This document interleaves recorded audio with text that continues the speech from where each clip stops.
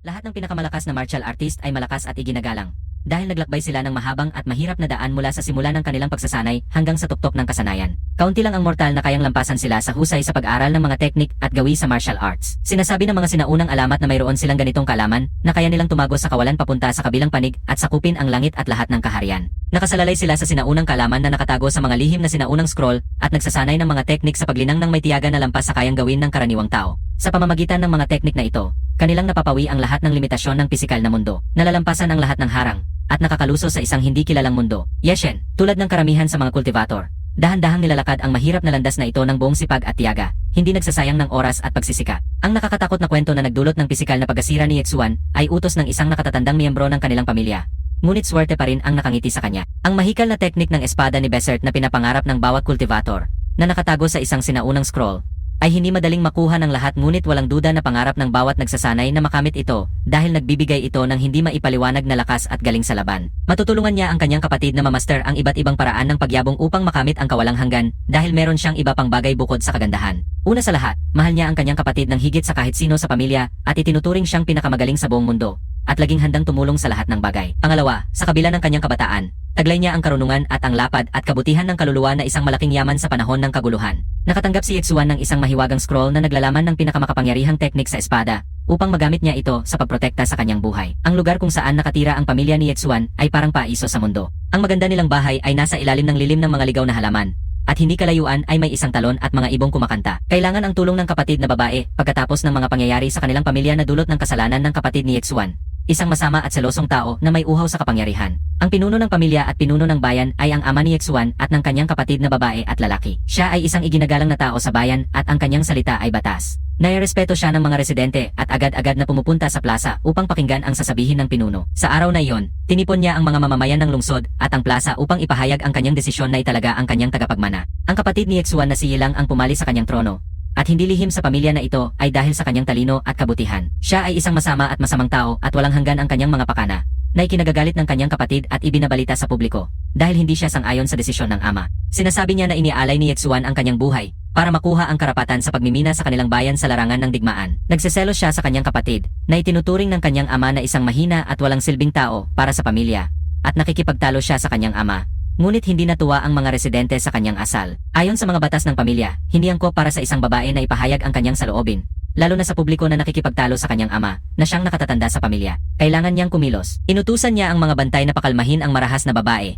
at isa sa kanila na walang pakundangan sa dangal at awa ay nagtataas ng kamay upang saktan. Biglang napahinto ang karamihan at sa katahimikang ito ay may paalala mula kay Yilang na sinabihan ang kanyang kapatid na hindi pwedeng maging bastos, at kung lalabanan mo ang nakatatanda sa publiko, maghanda ka na sa posibleng pagkakakulong o parusang publiko, at ang nakakatakot pa ay pumapayag ang ama. Inutusan niya ang mga gwardiya na agad na dalhin ang babae sa kustodiya upang mapalayas siya sa kanyang daan sa kapangyarihan, at turuan ang mga tao na manahimik. Isang walang awa na gwardiya ang humawak sa buhok ng babae upang hilahin siya papunta sa kulungan, at nakakatakot dahil siya ay nilalabag ng walang katwiran. Sa hindi inaasahan, lalo na para kay Yilang, dumating si Yetsuan upang iligtas ang kanyang kapatid. Lumabas siya sa plaza at nakipaglaban sa gwardiya. Ipinapangako niya ang mabilis na kamatayan sa guard dahil sa pagdudulot niya ng masama sa kanyang kapatid, lalo na sa pagdadala sa kanya sa kulungan bilang isang babae at prinsesa. Agad na natalo ang guard at napalaya ang kapatid. Ngunit may ilan na hindi masaya na hindi naparusahan ang gago, at hindi natupad ang kagustuhan ng nakatatanda. Galit na galit si Yilang na napalaya siya mula sa pagkakakulong, at sobrang hindi niya matanggap na napatay ang kanyang gwardiya. Hindi niya maintindihan kung paano nakarating ang kanyang kapatid sa plaza. Dahil sa lahat ng paraan, hindi siya nararapat narito, dahil sinubukan niya at ginawa niya ang lahat para dito. Inipigil ni Yetsuan si Yetsuan, na nagsasabing wala siyang pakialam kung kanino ang tao niya. Pero kung sasaktan niya ang kanyang kapatid, hindi siya magtatagal sa mundo. Kung ang guard ay hindi sanay sa magandang asal, huli na ang lahat para turuan siya. Kaya nakahiga na siya sa lupa, at ipaalam sa lahat na may proteksyon ang babae. Magkakaroon ng kaguluhan kung sinuman ang mag-isip na saktan ang kanyang kapatid na babae, at mas seryoso siya ngayon kaysa kailanman. Galit na galit ang Panginoon sa nangyayari habang sinusuportahan niya si Yilang, at sa kabilang banda, hindi niya gusto si Yetsuan at hindi niya alintana ang opinyon ng kanyang anak na babae. Personal niyang wawasakin ang walang galang na hunyangong ito na sumasagot sa nakatatanda at tumapatay sa mga gwardiya ng korte, at hindi alintana na anak niya ito. Magkatapat ang mag-ama, handa na sa agarang at matinding laban hanggang kamatayan. May kapangyarihan ang nakatatandang nasa ikapitong saklaw. Ngunit nagulat ang mga nanonood sa laban na mas bata si Yetsuan, at kahit na may magagamit na mahika sa 5 saklaw ay hindi siya nagkukulang sa lakas kumpara sa kanyang ama. Napagpasyahan nilang matanda na ang pinuno, kaya hindi na magamit ang kanyang kapangyarihan at kailangang magretiro. Lubos na humanga ang ama ni Yetsuan sa kanyang lakas. Hindi niya inasahan na gagawin niya ito, at hindi siya naniniwala dahil iniisip niyang hindi ito totoo. Nakikita ng dating prinsipe na kamakailan lang tinawag siyang kapatid, ang pagkalito ng ama at nagsabi ng may ngiti na nakikita niyang tila lalong tumatanda at nalilito ang matanda. Ngunit ang huli ay tumugon na ang walang kwentang tao ay dapat magpakumbaba at igalang ang desisyon nitong itinalaga si Yilang bilang prinsip tagapagmana at dapat niyang igalang ang batang pinuno. Sa kabila ng sakit, hindi mapigilan ng babae na maisip na si Yixuan ang paboritong pinili ng langit at lupa. At siya ay nakatanggap ng pag-aproba mula sa pinakamalakas na tao sa kaharian. Inilalaban niya ang kalayaan ng kaharian ng Jiang gamit ang armas sa kanyang kamay. Kaya siya lamang ang karapat dapat sa titulong prinsipe. Ngunit hindi siya patas na pinakitunguhan ng kanyang ama. Hindi rin sang-ayon si Yixuan sa desisyon ng kanyang ama at sinasabi na may batas na nagsasaad na ang isang tao na hindi sang-ayon sa desisyon ng nakatatanda ay maaring ipagtanggol ang kanyang karapatan sa laban. Hayaan mong patunayan niya lang sa isang labanan na karapat dapat siya sa titulong prinsip at na siya ay sapat na malakas sa laban upang pamunuan ang bansa. Ang laban ay magaganap sa arena ng buhay at kamatayan. Dito nagaganap ang lahat ng mahalagang laban ng kaharian. At dito nagkakaroon ng alitan tungkol sa mana sa pagitan ng dalawang prinsipe. Kapag pumasok ang magkaaway sa arena na ito, mayroon lamang silang dalawang paraan upang makaligtas manalo sa laban o matalo at hindi lang makalabas sa arena, kundi pati na rin sa mundo magpakailanpaman. Nagba siya ang mga magkapatid na pumunta agad sa arena at walang pag-alinlangan upang ayusin ang alitan kung sino ang mas karapat dapat sa titulong prinsipe. Nagulat si Yilang sa ugali ng kanyang kapatid dahil hindi niya inaasahan na handa itong makipaglaban at hindi natatakot na mamatay ngayon sa ring. At tinanggap niya ang hamon ni Yixuan. Ngunit may kondisyon na hindi ito magaganap ngayon, kundi isang buwan mula ngayon at sa ilalim ng pangangasiwa ng mga nakatatanda ng kaharian ng Jiang. Tinanggap ni Yixuan ang kondisyon at pinayuhan ang kanyang kapatid at ama na huwag gumawa ng masama. Dahan-dahan niyang binuhat ang kapatid at dinala sa loob ng bahay para tulungan. Naghiwa-hiwalay ang mga tao at naiwan ang mag-ama sa plaza. Hindi naniniwala ang elder sa laban dahil mas malakas at mas may karanasan si Yixuan kaysa sa kanyang kapatid. Tumutol si Yilang sa kanyang ama at sinabing kamakailan lang nagising ang kanyang kapangyarihan at hindi pa niya nakasama ang kanyang kaluluwa. At kailangan niya ang buwang ito upang maging pinakamalakas. Hindi malala ang kanyang sugat at kailangan lang niya ng oras para gumaling at makabangon muli. Inaalagaan siya ni Yixuan at sinisigurong ligtas siya. Nababahala siya para sa kanyang kapatid at natatakot na mamatay siya sa laban at tinatanong siya kung para saan niya pinayagan ang mapanganib na laban na ito para sa kanyang buhay. Humikabog siya at nagdadalamhati na isa lamang siyang pasanin sa kanyang kapatid at wala siyang magagawa para sa kanya. Pumikit si Lin at natulog. Ang kapatid ay bumubulong ng magandang gabi sa babae at tahimik na umaakya sa pinto upang mapag-isa sa kanyang sarili at sa kanyang sakit. Matapos isara ang pinto sa likod niya, bumaba si Yixuan sa peder hanggang sa sahig dahil sobra na ang sakit na kanyang nararamdaman. Hinila niya ang kanyang damit, inilantad ang malubhang sugat. Ang mapanirang kapatid ay nagpadala ng mga goon sa kanya noong nakaraang araw upang ipapunta si Yixuan sa kabilang mundo at sinalakay siya ng palihim at hindi inaasahan. Kailangan niyang iligtas ang kanyang buhay upang labanan at wasakin ang mga salot na tahimik na umatake sa kanya. Ngunit siya mismo ay sugatan at hindi pa naagapan ang sugat hanggang noon. Mula sa isa sa mga bandido na umatake sa kanya, nalaman niya na pinadala sila upang patayin ang sariling kapatid ni Yilang at sinabihan silang sirain siya upang magmukhang isang nakawan. Natalo ni Yixuan ang mga bandido at nailigtas ang kanyang buhay. Ngunit sa kasamaang palad hindi niya mailigtas si Tian Tian. At ngayon ay may posibilidad na siya ay maging paralitiko magpakailanpaman. Matagal na niyang pinagsisihan na inilalagay niya ang kanyang buhay sa panganib para sa kapakanan ng kanyang pamilya. At nais nilang alisin siya at itaboy siya sa kanilang landas magpakailanpaman. Malungkot na inaalala ni Yixuan ang kanyang ina na napakalapit kay Linye. Inilalabas niya ang isang singsing na minsang pagmamay-ari ng kanyang ina mula sa kanyang inner pocket. Sa hindi patas na laban-laban sa mga tulisan, hindi siya napatay salamat sa singsing na ito. Nakapatong dito ang tabak at hindi nito naiguhi sa katawan ni Yixuan. Iniisip niya ng pasasalamat sa kanyang ina. Umikit siya at nangakong gagawin niya ang lahat para gumaling ang kanyang kapatid at makabangon muli sa buhay. At magpapatuloy siyang mag-alaga sa kanya tulad ng dati. Mahalagang regalo ng isang ina sa kanyang anak ay hindi lang isang alahas, kundi isang mahiwagang bagay na ngayon, sa isang mahirap na sandali para sa kanya, ay nabuhay at nagniningning ng malambing na liwanag. Dinadala nito ang binatang lalaki sa isang mataas na tor, na ang tuktok ay nakadiki sa langit at nakatayo sa paanan nito, hindi mahahanap ang tuktok. Sobrang taas nito. Tatlong mahiwagang espada ang korona sa tore. Nakakapit ng patayo sa pamamagitan ng mahika na parabang nakabaon sa bubong ng gusali si Yixuan. Kailangan niya ng tulong upang maprotektahan ang kanyang kapatid, at ang kanyang isipan ay naghahanap sa kanya. Kaya't dinadala niya siya sa mahiwagang tor na tinatawag na Boundless. Malalaking pintuan na may mga hieroglyphics ang nakasara. Ngunit ang kanyang determinasyon na makapasok sa tor ay walang hadlang kahit anong pinto, at lilipas siya sa pamamagitan ng lahat ng paraan. Binubuksan niya ang mga pinto at tumasok sa silid ng tor, kung saan sinalubong siya ng isang kalansay na nakaupo sa sahig na may hawak na isang kahanga-hangang ganda ng espada sa kanyang mga buto. Ngunit nang sanayin na ang kanyang mga mata sa dilim at mas nakikita na siya, napagtanto niya na hindi pala ito isang kalansay, kundi isang buhay na tao, napakatanda, marahil kahit na sinauna na. Lumuhod ang batang mandirigma bilang paggalang sa matanda, at yumuko ang ulo upang batiin ito at itanong ang kanyang pangalan at kung bakit siya narito. Ang espada na inaalagaan ng matandang lalaki ang kanyang abala. Nawala niya si Dantan sa isang laban-laban sa mga tulisan. At ngayon kailangan niya ang espada upang mapunan ang pagkukulang na iyon. Sinasabi ng matandang lalaki na siya ay isang langit na maestro ng espada at nakulong sa tor na ito ng 1,200 taon. Ngunit ngayon ay panahon na niya upang mamatay at iwanan ang mundong ito. Isang tahimik na boses na walang katawan at hindi malinaw kung kanino nagmula ang bumabati kay Yixuan. at nagsasabi na sa kasamaang palad, hindi niya magagawang magmana ng espada na ito. Natatakot ang binatang lalaki dahil hindi niya maintindihan kung sino ang kausap niya. At mariing humiling na magpakita ito sa may-ari ng boses, o sa halip, sa may-ari ng tinig. Isang magandang batang babae na may maitim na buhok ang lumitaw sa harap niya, at nagsabi na ikinalulugod niyang tanggapin ang napiling mandirigma ng Thor at bagong tagapag-alaga. Sa kanyang tahimik na tanong kung tungkol kanino ito, sumagot siya na siya ay may taois na katawan at 2 espiritual na ugat at siya ay may talento, ngunit nawala ang dantan. Kung wala ito, hindi niya magagamit ang ilang mga teknik. Kaya inaalok niya siya ng isang teknik kung saan magagamit niya ang espada bilang kapalit ng tributetan. Lahat ng enerhiya sa dantan ay nagamit na sa pagaling mula sa sugat. Kaya hayaan mo siyang kunin ang espada. Kung walang mali sa kanyang teknik sa espada, kaya niyang pasuko ang kalahati ng mundo. Pero nagdududa si Yixuan at tinanong siya kung bakit siya tumutulong sa kanya. Binabati kanya ng magalang gamit ang iyong pangalan at sinasabi na mula sa sandaling ito, ikaw na ang bagong may-ari ng walang hanggang tanggulan at binabati kanya. Ngunit upang mapatunayan ang iyong sarili sa tungkuling ito, kailangan mong tipunin ang 9 na prinsipyo ng tao ng walang hanggan na tanggulan na nakakala sa buong langit na kaharian. Sa bawat prinsipyong makikita, ang kapangyarihan nito ay lalaki ng maraming beses at magagawa nitong kontrolin at supilin ang mga nilalang ng Thor ayon sa kanyang kalooban. Ngunit kung masisira ang mahiwagang selyo, makakalaya ang mga nilalang at sa parehong segundo, mawawala ang kanyang kapangyarihan at lalakas ng husto hanggang sa mamatay na lamang siya. Naiisip ni Yixuan na ito ay parehong biyaya at sumpa sa parehong oras. Naalala niya ang mga espada sa tuktok ng Thor at nagtatanong kung magagamit niya ang mga ito. Sa sagot ng espiritu ng Thor na ang mga espada na ito ay naglalaman ng malaking kapangyarihan at kung hindi siya natatakot sa kamatayan, maaari niyang gamitin ang alinman sa mga ito. Ngunit tinapayuhan siyang unahin munang kunin ang espada na nagbabantay sa sinaunang kalansay na mandirigma. Sa kanyang pagkakakulong ng 1,200 taon, halos nawala na ang kapangyarihan nito. Masaya ang tagapagbantay na mailagay ang espada sa maayos na kamay at mapayapang pumanaw.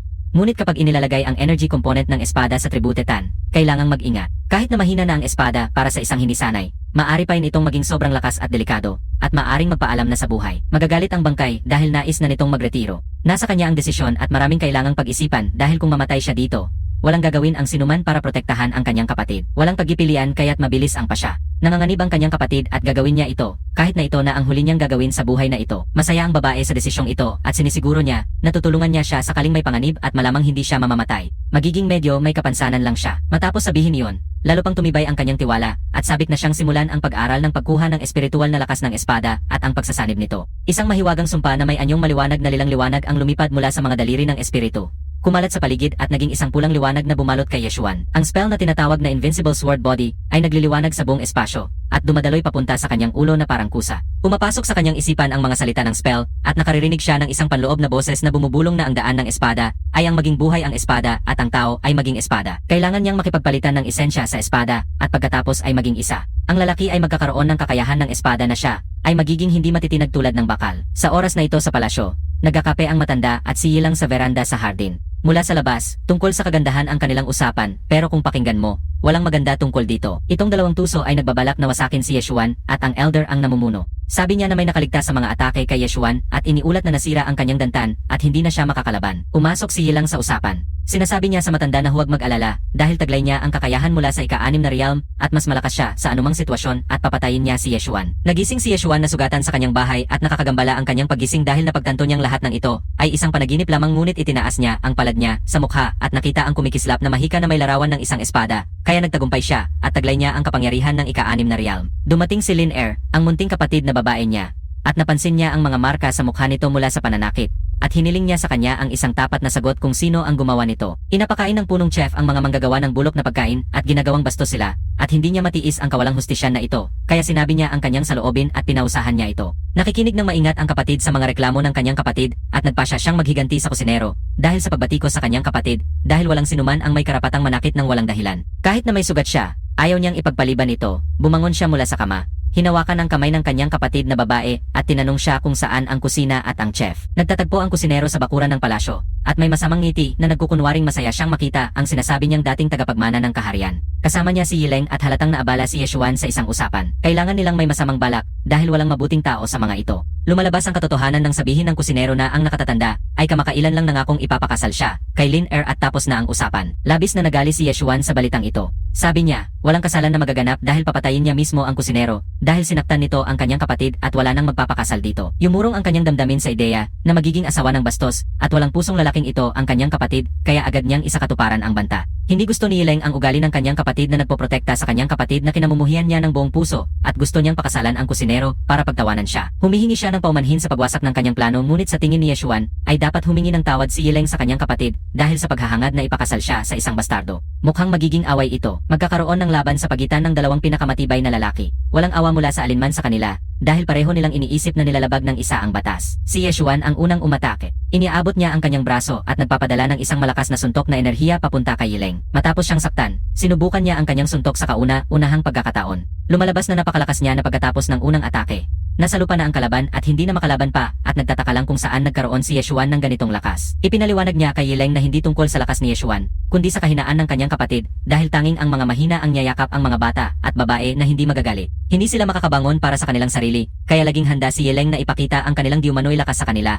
Pero nakakalimutan niya na ang kasamaan ay laging parusahan. Matapos niyang tapusin ang kanyang salita, nais niyang tapusin ang kanyang sinimulan at ipadala ang kontrabida sa kabilang mundo ngunit naputol siya ng mga hindi inaasahang bisita mula sa mga nakatatandang mula sa kaharian ng Zhang na papunta dito. Marami sila at ang pinakamatanda sa kanila ay nagsabi kay Yeshuan na wala siyang karapatang itaas ang kanyang kamay laban kay Yileng na isa ring nakatatanda ngunit hindi sumasang-ayon si Yeshuan at sinabing hindi patas ang pagtrato kay Yileng at handa siyang makipaglaban sa kahit sino ngunit hindi niya papayagang masaktan ang kanyang kapatid. Nakikita ni Lin ang hanay ng mga matanda at naisip na kung sasaktan nila agad ang kanyang kuya, tiyak na mapapatay siya, kaya hiniling niya sa kanya na iwan siya dito at tumakbo. Inakalma niya ang kanyang kapatid at sinabing hindi niya siya iwan lalo na sa ganitong mahirap na sitwasyon na nagbabanta sa kanilang buhay at kung mamamatay man sila ng magkasama. Hindi mangyayari iyon dahil narito siya at magiging maayos na ang lahat ngayon. Magagawa niyang protektahan siya mula sa hindi pantay na kasal at mabigyan siya ng mapayapang buhay. Kalma siya at hindi natatakot sa mga nakatatanda at handang makipaglaban para sa kanyang kapatid sa kahit sino. Kaya naniniwala siya na tama siya at nagbibigay ito sa kanya ng kumpiyansa at dagdag na lakas. Parang inaalalayan niya ang kanyang kapatid habang nakayuko, nakahawak sa kanyang balikat, habang nakatayo ang mga matanda at nag-alok na makipaglaban upang tapusin na ang usapin na ito. Ramdam ni Lin na ligtas siya at ang kamay ng kanyang kapatid sa kanyang balikat ay nagbibigay sa kanya ng kapanatagan at kumpiyansa na siya ay protektado ng kanyang kapatid na handang gawin ang lahat para sa kanya. Isa sa mga nakatatanda, yung mas bata sa lahat, ay pumayag sa laban ngunit naglatag ng ilang kondisyon na kailangang sundin upang maging posible ang laban. Si Yilang ang nanindigan na dapat lamang ang dalawang kalaban ang maglaban at walang dapat makialam. Ito ang kanyang galit kay Yeshuan ang nagtutulak sa kanya. Inipigilan siya ng punong elder na makipaglaban dahil naniniwala siyang hindi pa siya handa sa isang seryosong pagsubok dahil kamakailan lang nagising ang kanyang kapangyarihan at hindi pa ito ganap na napapalakas ngunit nais ng ibang mas batang elder ng isang palabas at hinihikaya si Yilang na makipaglaban dahil siya ay bata, malakas, at may talento at madali niyang kaya si Yeshuan. Si Yilang ay isang napakaibang tao at gustong-gusto niya ang mga papuri mula sa mga nakatatanda ngunit nagkukunwaring nahiya kapag pinupuri ang kanyang kakayahan. Nainip si Yisheng sa pakikinig sa mga pabulong na ito at nagpa siya ng umalis at sinabing kung walang gustong makipaglaban sa kanya, alis na siya. Ang mayabang at mapagmataas na si Yilang na nananatiling euforiko mula sa mga papuri ng mga elder ay hindi pinapayagang umalis ang kanyang kapatid na kasama ang kanyang ate. Ngunit hindi pinapayagan siya ng punong elder na umalis at malakas na tinatawag ang kanyang pangalan at inuutusan siyang bumalik upang makipaglaban ngunit hindi pa handa si Yilang na makipaglaban ngayon. Hiniling niya sa elder na payagan ang kanyang kapatid na makaalis dahil nakatakda siyang pumasok sa Death Arena sa isang buwan at sa panahong iyon maabot na ni Yilang ang antas ng imperyo sa Mahika. Nakikinig ng maingat ang matanda kay Yilang at naiintriga kung paano nagkaroon ng ganitong talino ang isang batang lalaki at hindi siya sumasali sa mga pakikipagsapalaran at walang kabuluhang laban. Ipinaliwanag ni Yilang na kung mapapalaya si Yeshuan ngayon, sasabihin ng mga tao na natatakot siya sa kanyang kapatid at sinasadyang gawing walang kwentang laban ang lahat, kaya mawawala ang kanyang dangal. Inapayagan ng umalis ang mga kabataan at iniwan nila ang bakuran na magkahawak ang mga kamay at hindi tumitingin pabalik pero sa loob ni Yilang ay may masamang hangad habang tinitingnan sila. Sa daan, pinag-usapan nila ang mga nangyari at sinabihan ni Lin ang kanyang kapatid na narinig niya ang usapan tungkol sa pag-abot ni Yilang sa ika-6 na antas ng Mahika. Pero sinabihan siya ng kanyang kapatid na huwag magduda kay Yilang. Isang malakas na kalaban, pero kaya niya itong talunin at kaya niyang protektahan ang kanyang minamahal na kapatid. Sa luha, sinasabi ni Lin na naniniwala siya sa kanyang kapatid at sa kanyang isipan at kaluluwa. Siya ang pinakamalakas at pinakamakatarungan, ngunit ang kalaban ay matapang at tuso at dapat katakutan. Asensya na siya ay isang pasanin sa kanyang kapatid at dahil sa kanya ay nawala ang kanyang lugar bilang tagapagmana ng pamilya.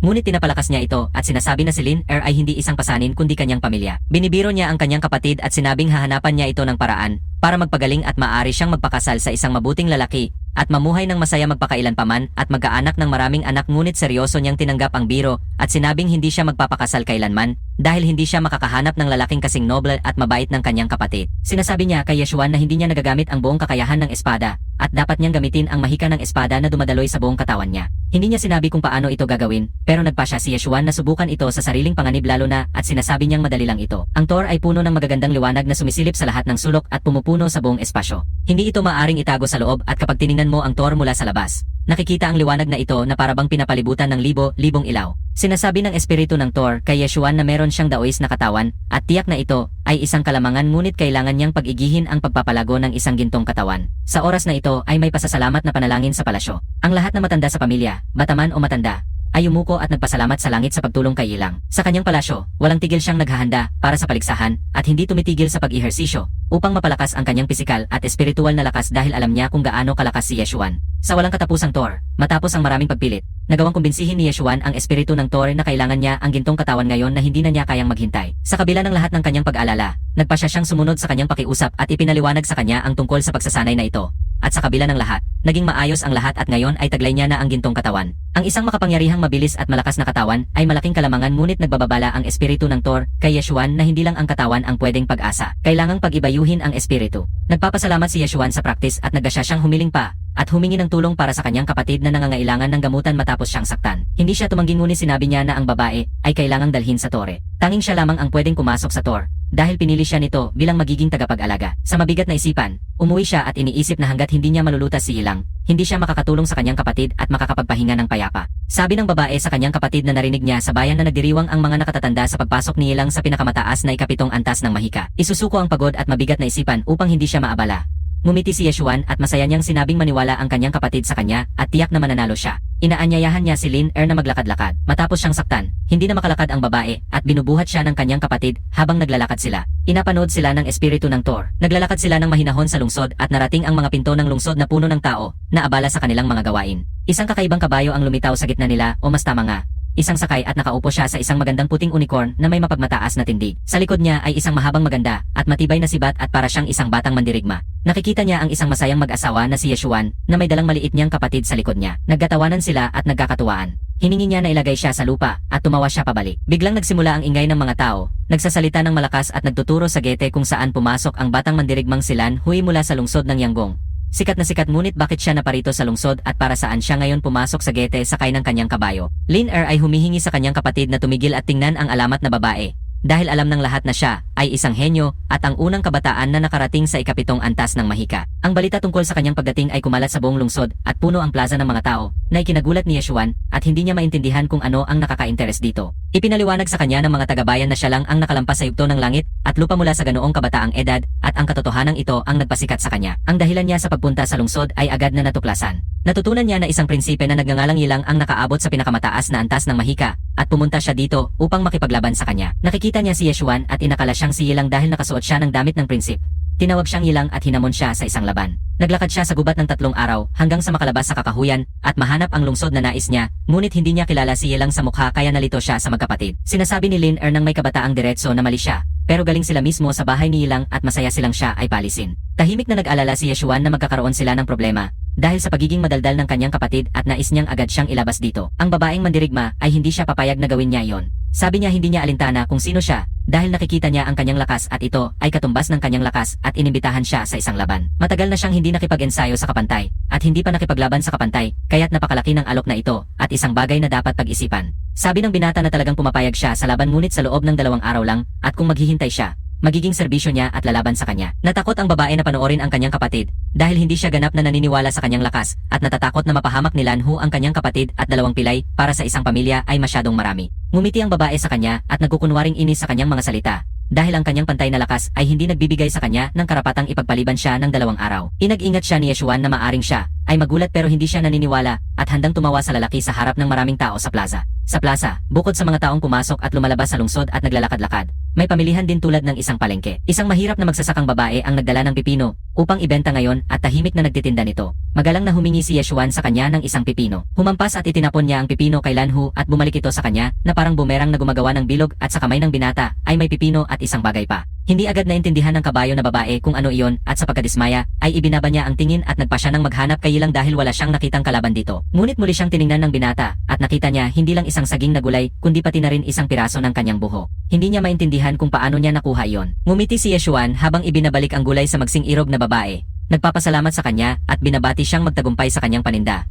At ibinibigay ang tropeo na isang piraso ng buhok sa kanyang kapatid upang ipagmalaki siya ng kanyang kuya. May mas kapanapanabik na kwento na nagaganap dito at hindi niya palalampasin ito. Ang kanyang gulat ay hindi kung paano siya makakalakad ngayon nang walang bahagi ng kanyang buhok, kundi kung paano niya nagawa ito at hindi niya namalayan kung paano nangyari. Masaya si Lin sa ganitong regalo mula sa kanyang kapatid, at ang piraso ng buhok na ito ay napakaganda ng kulay at amoy na amoy bulaklak at parang damuhan. Nagpasya si Lan Hu na tanggapin ang alok ng babae at sumama sa kanya at sa kanyang kapatid sa kanilang ari-arian at maghintay doon ng 2 araw at labanan ang kawili-wiling lalaking ito. Habang papunta sa Manor, nag-uusat sila ni Lin na parang magkaibigan at sinasabi ni Lan Hu na napakaswerte ng kanilang pamilya dahil mayroon silang 2 tao na nakaabot na sa pinakamataas na antas ng mahika. Masaya si Yeshuan sa mga papuri ng isang dalagang hindi lamang magaling na mandirigma, kundi maganda at kaaya-aya kausa. Lumabas ang lahat ng matanda na naabisuhan na tungkol sa kanyang pagdating upang salubungin si Lan Hu. Sinasabi nilang nagniningning ang palasyo tulad ng liwanag ng araw sa kanyang pagdating, ngunit agad na nakikita rin ng mga nakatatanda si Yeshuan at ang kanyang kapatid at ang pinuno sa kanila ay nagngangalit sa galit sa kanilang presensya sa loob ng palasyo. Tinatawag nila sila at sinasabi na umalis agad sa palasyo bago sila palisin ng mga gwardiya ng sapilitan. Isang pangit na eksena ang nagaganap sa harap ng bisita.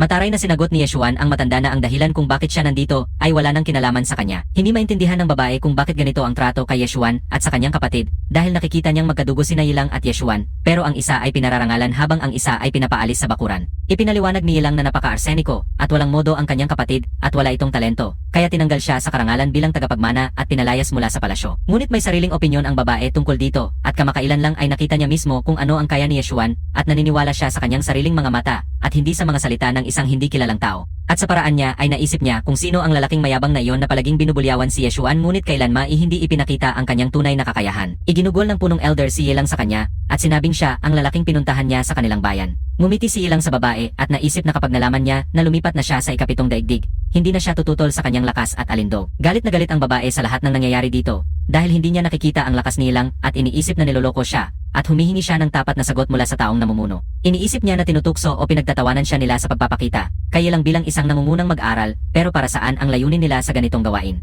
Sa ganitong presyon, unang namula ang matandang pinuno, pagkatapos ay maputla at nagsimula siyang pawisan ng malamig dahil hindi niya maintindihan ang dahilan ng ganitong pag-aalsa. Pumasok din si Yilang sa usapan. Nagmukhang nagagalit at nagtatanong kung ano ang ibig sabihin ng babae sa pagtawag sa kanila na mga sinungaling na nagpapataas sa isang mahina sa pinakamataas na nanggo. Nalungkot sa kanyang pagkadismaya, sinasabi niya ng kalmado na nakikita niyang hindi sapat ang lakas ni Yilang para maging karapat-dapat na kalaban niya. Galit na galit sa kanyang mga salita, sinalubong siya ni Yilang ng walang paunang babala at sinabing kung sa tingin niya ay hindi karapat-dapat, subukan niyang pigilan ang kanyang sunto. Sinubukan ng matanda na pigilan siya ng mapagtanto niyang isang talento at pinakamalakas na mandirigma sa kanyang bansa ang babae, ngunit nakita niyang huli na upang gawin ang anumang bagay. Nagsimula na ang laban at walang makakapigil dito. Handa nang umatake ang babae at makipaglaban. Nagsimula siyang tumayo sa tamang posisyon at inangat ang kanyang magandang sibat mula sa likod niya. Isang matatag at kumpiyansang babaeng mandirigma na handang pigilan ang anumang atake mula sa kahit sino. Ang espiritual na anyo ng kanyang sibat ay kahawig ng isang malaking asul na dragon. Ang spell na ito ay tinatawag na sibat ng hangarin at ito ang spell ng pinakamalakas na mangkukulam. Kahit sa pagtanda, hindi lahat ng kultivator ay may lakas na matutunan ang teknik na ito at ang batang babae ay matagumpay ng ginagamit ito sa laban. Si Yilang ay isang duwag at mahina at hindi kayang labanan ang hangarin ng sibat, kaya ang tanging magagawa niya ay magtago para hindi matamaan at hindi man lang subukang ipagtanggol ang sarili niya. Nakakadismaya ang kanyang kawalan ng aksyon sa babae at walang hiya niyang sinasabi iyon sa kanya at bakit niya panilakad dito para makita ang prinsipe na nakahiga. Tinatawag niya ang mga matanda gamit ang mga salitang hindi dapat sabihin ng isang batang babae at nakatakdang umalis, ngunit huminto upang makipag-usap kay Yitsuan. Isa sa mga kapatid ay napatunayang isang sinungaling at isang duwag na mahina. Inaasahan niyang magaganap ang laban sa ikalawang kapatid sa pamamagitan ng kasunduan sa loob ng 2 araw. Nakatayo si Yitsuan at Lin sa mga hagdang ng palasyo mula sa pintuan kung saan maririnig ang galit na sigaw ni Yilang at ang nag-alalang usapan ng mga nakatatanda habang tinatanggap nila ang bisita palabas. Malungkot na iniwan ng mandirigma ang palasyo na iniisip na sayang ang pagpunta sa lungsod na ito at ang paglibot sa gubat ng 3 araw, at malungkot din siya na hindi nakatagpo ng katulad na kalaban. Kalaunan sa sesyon ng pagsasanay sa Thor ng walang katapusang, tinanong ni Yitsuan ang espiritu ng Thor kung ano ang pakiramdam niya kay Lan Hui dahil napanood din niya ang laban kay Yilang. Sinasabi sa kanya ng espiritu na pareho lang sila ng kapatid niyang babae sa lakas ni Lan Hui, pero kailangan niyang paunlarin ang kakayahang gamitin ang lakas na ito at huwag tumigil sa pag-aral. Nang malaman niya na ang kapatid niyang babae ay may kapangyarihang katumbas ni Lan Hui, nagulat siya at nanigas sa lugar ng matagal at hindi makagalaw. Sinusubukan siyang gisingin ng espiritu ng Thor at sinasabi nitong maaga pa para malaman niya ang lahat ng detalye at masama kung magkaroon siya ng kaalaman na hindi pa siya handa sa espiritual na aspeto. Nagsisimula ng mainip ang lalaki sa mga palala ng espiritu, pero sumunod siya at nakikinig ng mabuti dahil wala ng ibang paraan para makamit ang kapangyarihan at naintindihan niya iyon. Ang teknik ng espada ay isang uri ng sining martial at ang antas ng pamilya na kinabibilangan ni Yitsuan ay tanging naisasagawa sa antas ng tao, kaya kailangan niyang magpursige. Kung susukatin ang antas ng kasanayan ni Yitsuan sa buhay at kamatayan na espada, 0 pa lang ang kanyang ranggo at lahat ng pagsasanay niya sa pag-unawa sa teknik ay nasa hinaharap pa niya. Masaya ang binata na napakadali lang ng lahat. Mag-aral ng husto at magiging walang talo ka. Ngunit hindi sang-ayon ang espiritu at sinasabi na dapat mag-aral ng matalino. Inapayuhan niya siyang magtuon muna sa pag-insayo at magpatuloy hanggang sa maramdaman niyang kumpiyansa na siyang gamitin ang espada. Handang mag-aral araw at gabi siya upang matutunan ang teknik at hindi mapahiya ang kanyang master sa laban kay Lan Huyu at hindi ikahiya ang buong lungsod. Sa loob ng 2 araw, sa araw ng nakatakdang laban, nagniningning ang araw at maganda ang panahon, kaya malamang na ang buong lungsod ang magtitipon upang panoorin ang palabas. Hinila ni Lin Er ang kamay ng kanyang kapatid upang mabilis na makapunta sa plaza at makita ang maganda nitong ayena ng labanan na itinayo ayon sa utos ng mga nakatatanda. Inanindigan ng kapatid na ang karangyaan na ito ay hindi para sa mga tao, kundi upang kumbinsihin ang buong mundo sa kanyang kapangyarihan at kayamanan. Sa madaling salita, ito ay pagpapakita lamang at syempre nais nilang ipakita si Haring Anak Yelang sa buong mundo at itaas siya laban sa ibang mga kaharian, kaya walang tunay na hangarin dito. Galit na galit si Lin Er at sinasabi na nakakainis ang gumawa ng isang bagay na walang puso, kundi para lang magpasikat at hindi karapat-dapat sa respeto. Pero maraming tao ay hindi man lang iniisip ito. May isang boses sa karamihan na nagsasabing paririto na ang pinuno ng lungsod at ang kanyang pamilya, ngunit walang nakakaasahan na makikita sila dito at nag-alala ang mga tao at nag-ingay. Nais din ng magkapatid na makita ang mga mataas na maharlika at lumapit sa arena dahil maliit si Lin Er at hindi siya makakita mula sa malayo. Iniibig ng kapatid ang kanyang kapatid na babae at nais niyang ibigay sa kanya ang pinakamahusay na bagay kahit na isang lugar malapit sa arena kung saan makikita niya ng detalyado ang lahat. Naging tahimik ang daloy ng tao at lahat ay yumuko bilang paggalang sa pamilya ng pinuno ng lungsod. Sila ay mga iginagalang na tao at matagal nang namumuno sa lungsod. Ang pinuno ng lungsod ay isang matangkad at marangal na lalaking nasa katamtamang edad. Maingat at marangal ang kanyang pag-ugali ayon sa kanyang katungkulan, kaya kapag siya ay lumalabas, tahimik ang mga tao sa paghanga. Ngumingiti ng mabait ang pinakamatandang babae sa pamilya ni Liu at walang halong kayabangan na karaniwang nararamdaman ng isang babae sa kanyang katayuan. Isang nakatatanda na nagngangalang Zhang Li ay hindi mukhang matanda dahil siya ay bata at masigla, ngunit siya rin ay nakangiti at magiliw na nakikipag-usap sa mga karaniwang tao. Nakatayo ang mga tao na nakayuko at nakayuko ang ulo at walang sinuman ang nagnanais na tumingin kahit man lang sa isang sulyap sa isang mataas na ranggong pamilya upang hindi sila maparusahan ng mga nakatatanda. Lumabas sila upang salubungin ang mga mahalagang bisita at bumati ng may paggalang.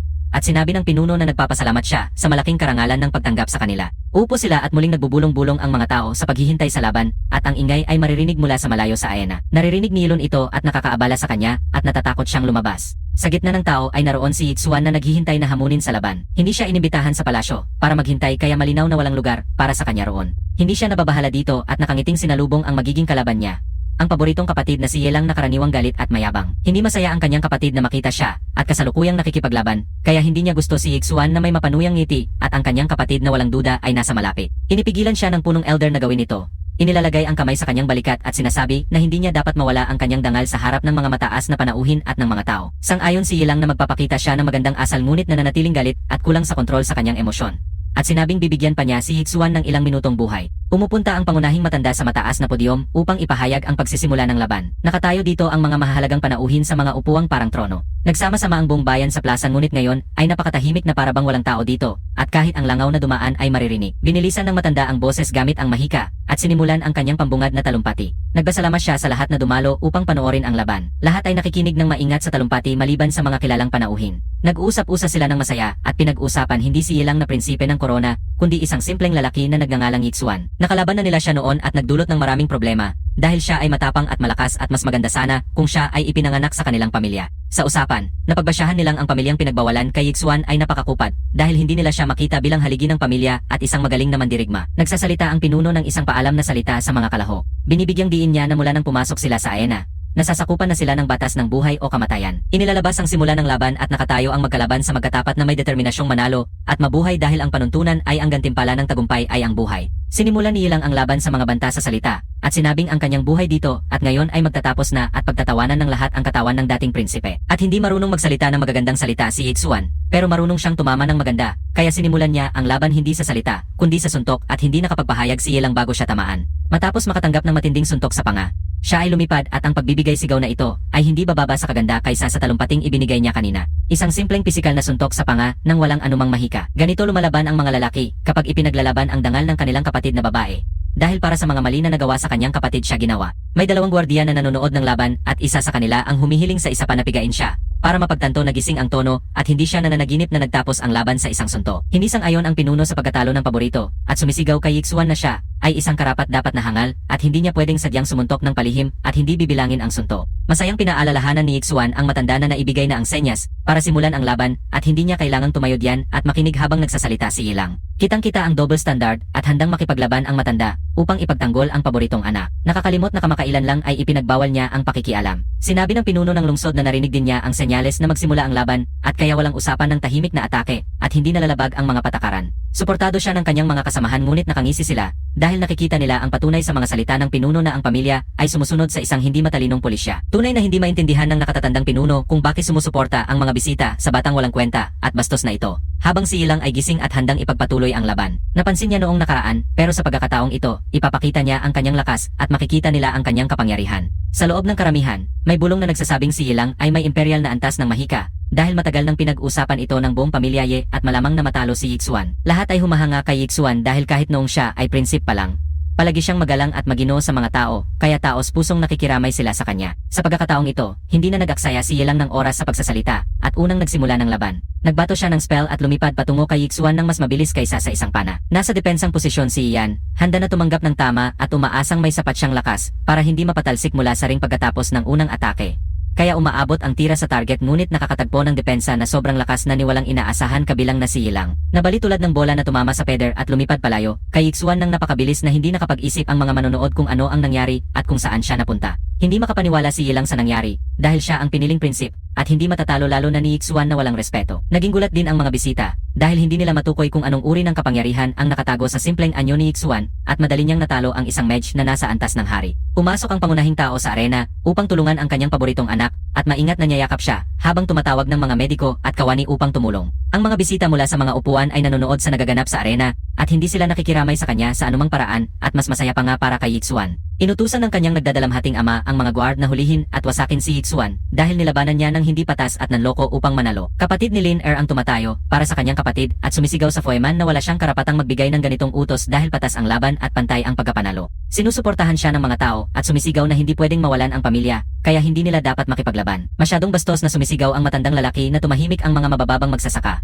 At tumasok sa usapan ang patriarka na nagtatago sa paligsahan. Lumapit siya kay Yixuan at sinabing mula ngayon, binaba na ang posisyon niya bilang pinuno. Isa na siyang karaniwang matanda at sapat na ang parusang ito upang kalimutan ang lahat at ituring na tapos na ang alitan. Muling ibabalik si Yixuan bilang prinsip tagapagmana. Alala ng binatang lalaki na ang patriarka mismo ang may pakialam sa lahat ng nangyayari sa ari-arian at kung wala ang kanyang utos, nilangaw ay di makalipad. Naglalaro siya ng double na laro. Pinapabaligtad ang matanda laban kay Yixuan at nagdudulot ng hindi pagkakaunawaan sa pamilya. Galit na galit ang patriarka sa mga salita ni Yixuan. Iniisip niyang wala siyang karapatang bumoto. Hindi nagustuhan ng binata ang mga salita ng patriarka at tumugon na hindi niya kailangan ng mga titulo para manatiling tagapagtanggol ng kanyang pamilya at mga mahal sa buhay kaya binabawi niya ang titulong prinsipe. Galit ang patriarka at naniniwala siyang walang lugar si Yixuan sa pamilya at sa mundo kaya personal niya siyang sisirain bilang isang aral sa lahat ng mamamayan na huwag magtangkang magtago. Maging ito man ay isang laban o isang pagpatay. Ang patriarka ay may kakayahang mahika na lampas sa pangunawa at si Yixuan ay isang ordinaryong binata lamang. Ang pagtawag sa isang duel sa pamamagitan ng pagtulak ng sibat sa lupa ay isang natatanging palatandaan ng patriarka at walang sinuman ang may karapatang tumanggi dito. Ang batang babae na nakalimutan sa mabilis na pag-usad ng mga pangyayari ay lumabas sa plaza at pinasigla ng mga tao ang pagtanggi sa patriarka. Mataray na sinabihan ni Lan Hu ang patriarka na lumayo dahil may nakatakdang laban siya kay Yixuan at balak niyang harapin ito sa isang duel. Nakikita niya na puno na ang bahay at nakapila ang mga mandirigma para tapusin siya. Pero kinuha na niya ang linya 2 araw na ang nakalipas at matiyagang naghintay sa lahat ng oras na iyon. Nagkita silang magkaibigan at masaya silang nagkita. Pareho silang bata, gwapo, at may parehong lakas na kaya nilang pantayan sa isang paligsahan. Tinanong siya ng dating dakila kung bakit gusto niyang makipaglaban sa mababang uri na ito. Pero sinagot ni Lan Hu na kung hindi siya titigil, matutulog siya sa tabi ng kanyang anak. Hindi na niya kailangang magpaliwanag sa kanya dahil siya mismo ay isang mababang uri na hindi karapat-dapat sa kanyang atensyon. Lalong hindi sa anumang paliwanag. Ngumiti si Yixuan, tinawag siyang Miss Ann at sinabi na masaya siyang anyayahan siya sa laban kung tapos na niya na ang pakikipag-ayos sa mga nakatatanda. Inihanda na ng mga binata ang kanilang mga sandata. May dala ng kamanghamanghang sibat si Lan Hui, at ang bagong espada ni Yixuan ay nakahanda na. Tumatawa ang mga bisita sa mga pinuno ng pamilya Ye. Baliw na alisin sa pamilya ang isang mandirigmang may lakas na lampas sa pangarap ng maraming mahikero.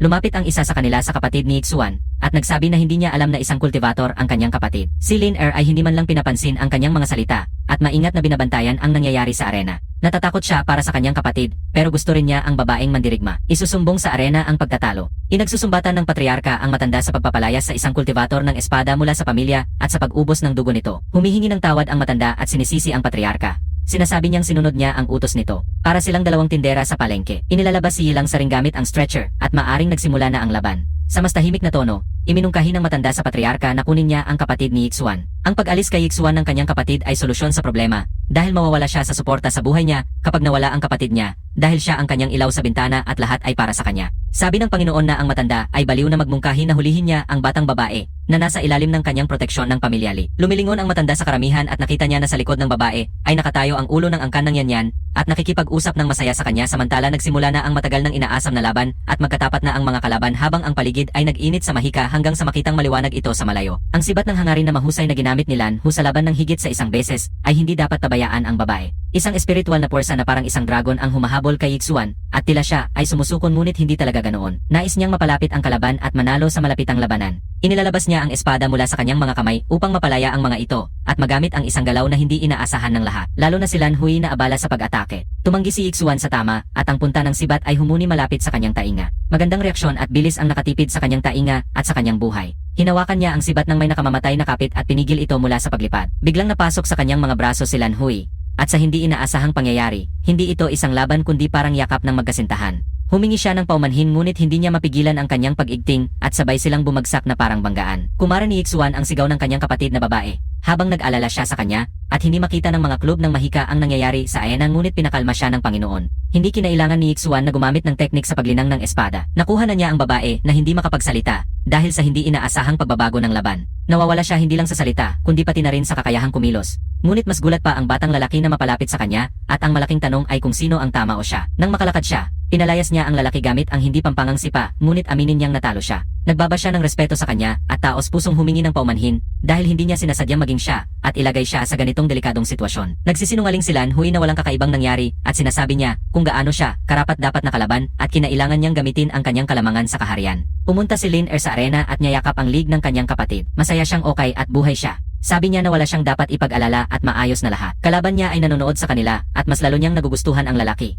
Pero hindi niya ito aminin kahit sa sarili niya. Sabi niya maaari na siyang pumasok sa paaralan. Sinasabi niya na hindi siya makakapasok sa akademya dahil hindi siya autorisadong pumasok. Hindi interesado ang kanyang pamilya sa kanyang edukasyon, kaya wala silang kasunduan sa akademya. Inialok ni Lan Er sa kanya ang isang jede na susi bilang regalo na magiging pasaporte niya sa akademya upang makapasok at matuto ng iba't ibang teknik ngunit may ibang plano si Yexuan at buong pasasalamat na tinanggap ang susi ngunit nagpasya siyang ipadala ang kanyang kapatid sa akademya upang mapanatili ang kanyang kaligtasan. Agod na ang patriarka sa pakikinig sa maningas na lalaking ito at iniutos niya sa mga gwardiya na wasakin si Dantan at itapon siya sa kulungan. Nasa hardin ng palasyo si Yilong natalo at mas galit pa. Inagamot siya ng mga mediko at hindi na delikado ang kanyang buhay. Lahat ng kanyang imbentong kapangyarihan ay pawang kabobohan at sinumpa niya si Yexuan sa napakasamang salita at nangakong papatayin siya ng mabilis at mental. Si Yehuan ay paakyat na pauwi at naririnig ang mga sumpa. Sinasabihan niya si Yilong na matutong pigilan ang mga problema bago pa man ito mangyari. Sa bubong ng bahay sa hardin kung saan nakaupo si Yilang, may dalawang tao. Si Lan Hu, isang babaeng mandirigma, at isang hindi kilalang tao, nag-uusap tungkol kay Yexuan. Sabi ng hindi kilalang lalaki na hindi siya karapat-dapat kay Yexuan,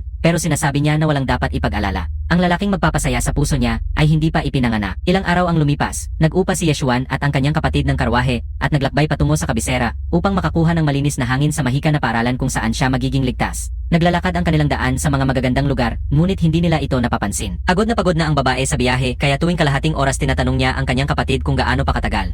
Mahina ang kanyang kalusugan at bawat bump ay nagdudulot sa kanya ng paghihirat kaya hindi na siya makapaghintay na marating nila ang kanilang destinasyon. Inapakalma siya ng kanyang kapatid hanggat maaari at sinasabi na dadalhin sila ng karwahe sa lungsod ng Songshan at mula roon ay makakapunta sila sa kabisera gamit ang isang bangka sa ula. Walang bump sa langit at hindi na magiging mahirap ang daan para sa kanya. Iminumungkahi niyang pumasok na siya sa loob ng karwahe para hindi siya mapagod at magkasakit. May isang boses sa malapit na labis siyang kinabahan kaya siya ay napasigaw. Sino kaya ang kausap niya nang mag-isa siya kasama ang kanyang kapatid at palibot ang kagubatan?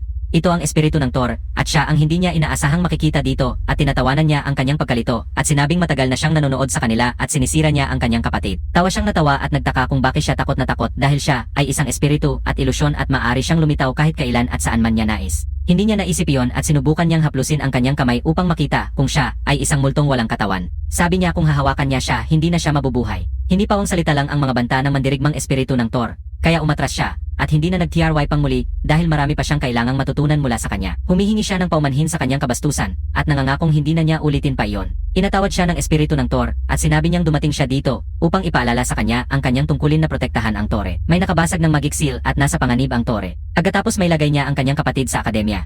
Kailangang hanapin ni Yexuan ang mga prinsipyo ng Thor upang maprotektahan ito at handa na siya. Pero saan niya ito mahahana? Iniwan siya ng espiritu ng Thor at sina Yexuan at ang kanyang kapatid ay dumating sa lungsod ng Zanshan, kung saan kailangan nilang sumakay ng bangka at maglakbay papunta sa kabisera. Ito ay isang maliit na bayan na puno ng malaki at maliit na pamilihan na may mga tindahan na nagbebenta ng iba't ibang kalakal na nagsimula ng magbukas ng maaga sa umaga at nagsara ng hating gabi. Nagbayad si Yexuan sa may-ari ng karwahe at may kaunting oras pa bago umalis ang bangka, kaya nagpasya si Yexuan at ang kanyang kapatid na maglakad-lakad sa palengke. Masaya si Lin Er na makapaglibot sa mga tindahan at makapagpahinga mula sa biyahe at makabili ng alahas o damit. Kumain na sila at naglakad ng marahan sa makikitid na kalye at tiningnan ang iba't ibang mga kalakal na nakalatag sa mga maliit na tindahan at minsan direkta sa lupa. Nagdadala sila ng mabibigat na mga bag ng pamimili at sa pagtatapos ng araw, narating nila ang counter ng alahas. Sobrang dami nila na hindi makatingin si Lin Er sa mga ito. Muling lumitaw ang espiritu ng Thor. Parang hindi niya pinapalampas ang kahit isang segundo na hindi niya nakikita ang apprentice. Inutusan niya siyang bumili ng singsing. Inagpapala ng mahirap na mga ngalakal ang binata at nagtatanong kung ano ang nais nilang bilhin at pinili ni Yexuan ang singsing na itinuro ng espiritu ng Tore. Nagtataka siya tungkol sa presyo at handang bilhin ito ngunit hindi maiwasang tumitig dito dahil napakaganda nito para sa kanya at paunti-unting naalala ang isang bagay. Napansin ng mga ngalakal na maganda ang panlasa ng binata dahil napili niya ang isang bihirang lila na jede na bato. Handang ibenta niya ito sa halagang 1 ginto. Nagkakasundo sila at tinanggap ni Yexuan ang singsing na ipinasa sa kanya bilang may-ari at hindi maalis sa isip niya na kakaiba ang singsing na ito. Isang napakagandang babae ang pumasok sa usapan at nais din niya ang singsing na ito at nag-alok ng 20 gintong barya. Lin Er tumutol ng diretso na parang bata. Galit na tanong niya sa pasilyo kung bakit nakikipagbargain siya, gayong nakikita niyang nabili na ng kanyang kapatid ang singsing at nabayaran na ito. Hindi ito patas. Ang batang babae ay pumunta upang magtaka sa ganitong maliit na batang babae at itinaas ang kanyang boses sa mga nakatatanda upang ipagtanggol ang kanyang karapatan. Ito ang kauna-unahang pagkakataon na nangyari ito sa kanya, pero hindi siya galit at kahit na gusto niya ang batang ito dahil sa kanyang tapang at katapatan at nang makita na hindi sila galing sa bayan na ito. Tinanong niya kung sino sila at saan sila nanggaling. Ngumiti ng may pagmamahal. Tinanong niya si Lin Er kung ano ang pangalan niya at ang layunin ng kanilang pagbisita sa lungsod, pero hindi niya ibinigay ang kanyang pangalan. Ang batang babae ay palakaibigan, bata at maganda. Agad na hindi sang-ayon si Yexuan na lapitan ng isang estranghero ang kanyang munting kapatid. Biglang pinutol ang usapan at hinila si Lin Er papalapit sa kanya, na epektibong pinutol ang kontak. Hindi siya na-offend sa kanyang ginawa ngunit sinasabi niya na nakikita niyang hindi maganda ang kalagayan ng batang babae, kaya binibigyan niya ito ng isang apoy na jede. Ang batong ito ay parang araw. Maaring painitin nito ang isang tao mula sa loob kung hawak mo ito sa iyong mga kamay at mental na nangangako ang babae na dadalhin si Lin Er. Kasama niya ngunit kailangan lang niyang ayusin ang mga bagay at sa salita ay tinapos niya ang hindi inaasahang pagkikita ng mapayapa na sinasabi kay Yexuan na hindi na niya ipagpapalit ang singsing dahil nakikita niyang mas kailangan ito ni Lin Er. May mali sa batang iyon. Biglang nawawala ang batang iyon na parang hindi man lang siya nandoon. Nakakagulat na maliit na si Lin Er. Nangyayari ang mga himala sa bayan na ito. Naisip ni Yexuan kung sino ang batang ito at anong klaseng kakayahan ang kailangan para makalimutan sa isang kisap mata ngunit isang boses sa ibabaw ng kanyang tainga ang nagbalik sa kanya mula sa kanyang pag-iisip pabalik sa realidad. Ito ang espiritu ng Tore na nakapaligid sa kanya at gaya ng dati, may dalang panibagong lektura. Sabi niya huwag hayaang isipin ni Yuan na makikialam siya sa batang ito dahil hindi siya kasing lakas niya at hindi niya kayang mawala ang lakas o ang buhay niya. Nang tanungin kung hindi niya dapat tanggapin ang anumang regalo mula sa ganitong mga tao, sinagot ng espiritu ng Tore na ito ay ibinigay ng walang masamang hangarin at magiging kapaki-pakinabang sa kanyang kapatid. Kalmadong sinabi ni Yexuan na walang panganib sa kanyang kapatid. Hinaplos niya ang ulo ng dalaga at sinabing makakatulong ang bato para pagalingin ang panloob nitong lamig. Isang kakaibang babae ang naghihintay sa kanyang alalay. Kitang-kita ito sa kanyang kilos. Nakatayo siya sa harap niya, nakaluhod, at nakikipag-usap ng hindi itinutok ang mata o ang ulo. Ang mapagmataas na kagandahan at mamahaling damit ay walang duda na isang kinatawan ng isang marangal na pamilya at hindi sa huli sa hierarchy ng pamilya. Ang kanyang kabanalan ay nagsabi sa kanyang lingkod na gusto niya ang batang ito at nakikita niya ang potensyal na lakas nito ngunit sa kasamaang palad ay hindi niya ito maaring kunin. Nagtataka ang lingkod kung kailangan din ng mayordoma ang kanyang kapatid ngunit sumagot siya na ang kanyang kapatid ay walang lakas tulad ng kanyang kapatid na babae at kaya hindi niya ito kailangan hanggat hindi siya nakakaabala. At tuloy na pinapahusay ni Yexuan ang teknik sa pagpapalago ng espada. Kapag hindi siya makapag-practice sa Thor, nagmameditasyon siya nang hindi nakikita ng iba. Palagi siyang nagsasanay ng mga suntok at mahika sa kanyang isipan sa bawat pagkakataon dahil kailangan niyang magamit ang mga ito anumang oras. Maraming kawalang katarungan sa labas. Sa pagkakataong ito, nagawa niyang isagawa ang teknik ng isang nakamamatay na suntok at isang malaking hakbang ito sa pagpapahusay ng sining ng pagsasagawa ng espada. Ang espiritu ng Thor na palaging nagbabantay sa kanyang pagsasanay at nagtuturo sa kanya, kapag may mali ay nagsabi na ang teknik na pisikal ay tiyak na isang magandang bagay. Kailangan ng maraming espiritual na pagsasanay upang maunawaan ang puso at maabot ang imperial na antas ng mahika. Ang tunay na kasanayan ay ang paghahabi ng espiritual at pisikal. Binabalewala ni Yexuan ang kanyang mga salita. Iniisip niya na sapat na ang alam kung paano gamitin ang espada at hindi niya kailangan ang mga espiritual na komplikasyon na ito. Sa pisikal na antas, malakas ang espada ngunit kapag ikinonekta ang espiritual na bahagi, ito ay lumalakas ng maraming beses at kailangang maunawaan ito. Ang espiritu ng Thor ay binigay kay Yexuan ang singsing na kamakailan niyang binili mula sa isang nagtitinda sa palengke sa kanyang pagpupumili. Binuksan niya ang mahikal na esensya nito. Ang singsing na ito ay makakatulong sa kanya ng 5 beses. Masaya si Yexuan na may magandang paningin ang espiritu ng Thor at nakita niya ang mahiwagang singsing sa iba't ibang alahas. Naiinis ang espiritu ng Thor sa kanyang mga biro at iniwan siya. Nababahala si Yetsuan at humihingi ng paumanhin pero hindi niya alam kung naririnig siya nito dahil wala siya sa paligid. Inilalagay niya ang singsing sa daliri at pinag-aralan ito ng mabuti. Umalis ang espiritu ng Toy nang hindi sinasabi kung anong mahika ang taglay ng singsing o kung paano ito makakatulong sa kanya. Nagpasya si Yetsuan na itago ito at huwag sabihin kahit kanino. Pagdating ng tamang panahon, malalaman niya kung paano gamitin ng tama ang kapangyarihan ng singsing. Nabibigo ang aking isipan ng isang maingay na usapan mula sa pasilyo. Isang boses ng lalaki ang nagsasalita ng bastos sa isang tao na inimbitahan nilang magsaya. Mabilis siyang bumangon mula sa kama at tumakbo palabas sa pasilyo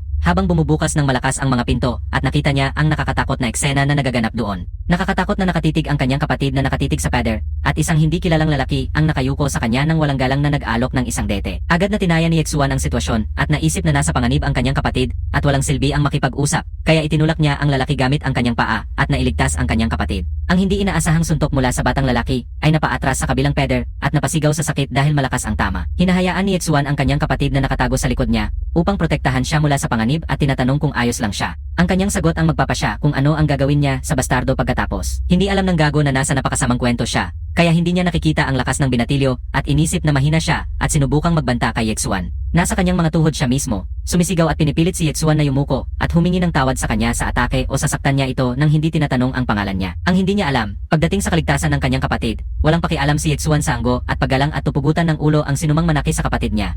At handa na itong gawin ng binata ibunot ang kanyang espada at bigwasan ang walang galang na lalaking nangahas gumawa ng malaswang alok sa kanyang kapatid at tinakot ito. Napagtanto ng bastos na lalaki na may masamang mangyayari at nagsimulang sumigaw ng malakas at humingi ng tulong. Tinatawag si Yetsuan na isang walang awang mamamatay tao. Inapanood ng mga gwardiya si Yetsuan na handang sumugod at, nang hindi na unawaan ang buong sitwasyon, ay inaatake at nililigtas ang kawawang lalaki na umaatungal sa buong barko. Ang mga gwardiya ng barko ay mga batang lalaki na may antas ng langit na mula 3 hanggang 6 at marahil hindi sasapat ang buong lakas ni Yetsuan kung magsasama-sama sila ng atake. Hindi mo pwedeng basta barilin ng espada ang mga ito. Mas makabubuting ayusin na lang ang usapan kung hindi lang dahil sa isang bagay. Ang pinagpala ay sumisigaw na parang malapit ng patayin o masugatan at naniwala ang mga gwardiya dahil suot niya ang mamahaling damit. Narinig ng kapitan ng barko ang ingay ng laban at agad siyang nagtungo sa lugar upang itigil ang alitan nang hindi naabala ang ibang pasahero. Nakita niya ang espada sa kamay ni Yetsuan at naisip na isa siyang kultivator ng espada.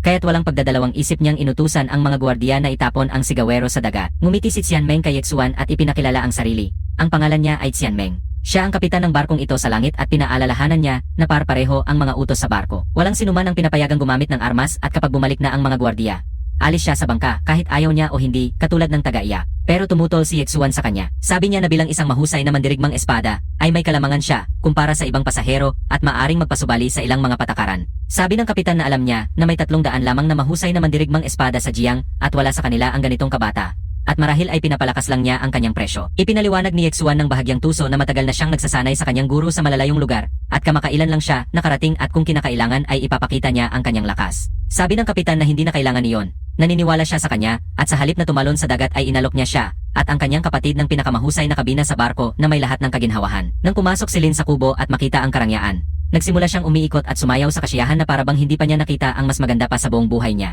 Nakangiti siyang pinapanood siya ng kanyang kapatid at naisip niya kung gaano niya siya kamahal at nagpasya siyang balang araw kapag siya ay lumaki na. Bibigyan niya siya ng isang malaking maganda at karapat-dapat sa kanya. Umupo siya sa marangyang sopa at niyayakap ang lambot ng upuan. Para siyang nasa ulap sa langit nitong kasiyahan. Nabaliw si Yetsuan sa kasiyahan niya at tawa at sinisigawan siya upang umalis pero may kumatok sa pintuan. Isang kapitan ng barko at isang katulong ang lumabas sa pintuan na may dalang malaking tray ng pagkain at sobrang dami at iba't ibang klase ng pagkain na nalito si Yetsuan. Humihingi siya ng tawad sa nangyari sa pasilyo at iniimbitahan kang tikman ang mga pagkaing inihanda ng chef para sa mataas na panauhin at sa kanyang kapatid. Ngayon lang napagtanto ni Yetsuan kung gaano siya gutom at agad na nilamon ang pagkain na parabang matagal na siyang hindi nakakain at ipinagpatuloy ang usapan ng busog ang bibig. Nakalimutan niya na ipinakilala na ng kapitan ang sarili at tinanong ang pangalan niya at magalang siyang tinatawag niya. Nagtataka ang binata kung paano naging kapitan ang isang batang babae. Lubos siyang hindi komportable sa isang batang lalaki na walang asal ngunit may plano siya para sa kanya at ngumingiti ng magalang habang ipinagpapatuloy ang pag-uusap. Labis siyang natuwa sa mga papuri mula sa isang hangang mandirigma tulad ni Yetsuan at humanga na naabot niya ang ganitong lakas sa murang edad. Sa mga papuri, nawawala ang natitirang magandang asal niya sa harap ng mesa at nang hindi niya iniimbita ang hostess na sumali,